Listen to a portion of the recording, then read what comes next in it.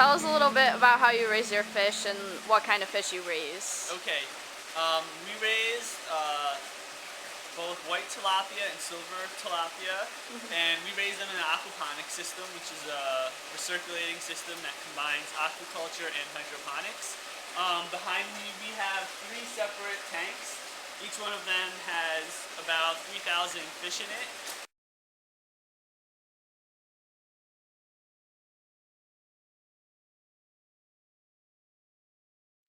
So I know that you want to sell your fish whole, but does that make it a little harder to sell the fish in the market? Yeah, it does. We do sell our fish whole right now. A lot of people, especially Americans, are not used to eating whole fish because the comments that we've heard is they don't like the bones, or they don't like eating a fish where they can see its head and its eyes. But there are a good amount of people that we've been finding that will buy whole fish. We have more interest from like the Asian population who likes eating whole fish, and just people who want to like cook for themselves. We've been having an issue selling whole fish to restaurants because restaurants have been really hesitant to put that on the menu because they don't think anyone will buy it. When we're marketing our whole fish to our consumers, we sell directly off of our farm, so we get to talk directly to the people that are going to be eating them. And one thing that people don't realize is that when you cook a fish whole, it actually tastes a lot better than if just eating the fillet. So they get the added extra flavor, and they're actually getting more food for their money because they get to eat all the whole fish, like all the meat on it that you lose when you fillet it. So the taste of the whole fish is better, and they're really, really easy to cook. So we try to sell those marketing points when we're selling our fish to people.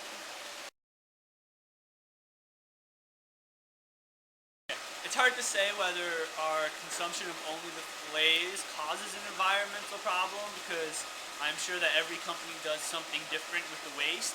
But I can tell you that when we fillet whole fish, whole tilapia, the fillets only constitute about 30% of the fish's weight. So you're throwing out 70% of the fish.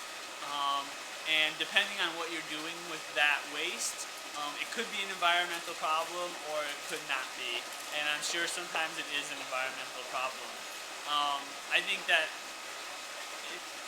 people do need to be more aware of animal waste.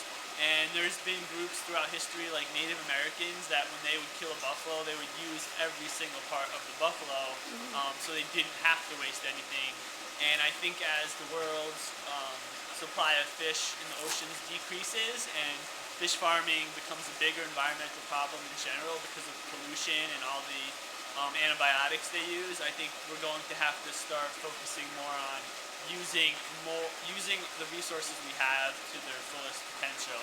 And I think eating whole fish would be a really, really big factor in that.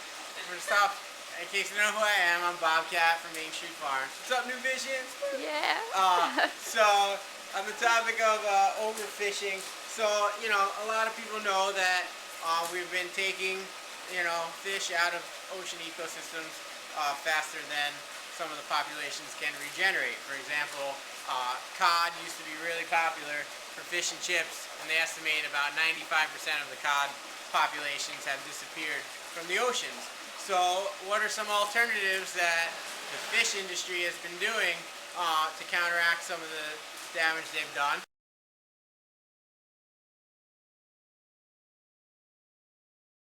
One of the things that's been going on is a move towards aquaculture, right? I don't know if Alan talked about that at all, but you know, the idea of farm-raised fish. Instead of taking the fish out of the ocean, they're getting fish, they're hatching the fish themselves and raising fish, you know, at either, sometimes they put nets up in water, or they have like a fish hatchery similar to like Tunison Fish Lab, where they have these long runways where they raise fish.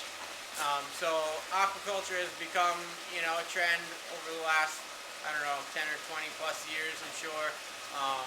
And kind of an offshoot of that now is aquaponics, which combines aquaculture, raising raising the fish with raising the plants.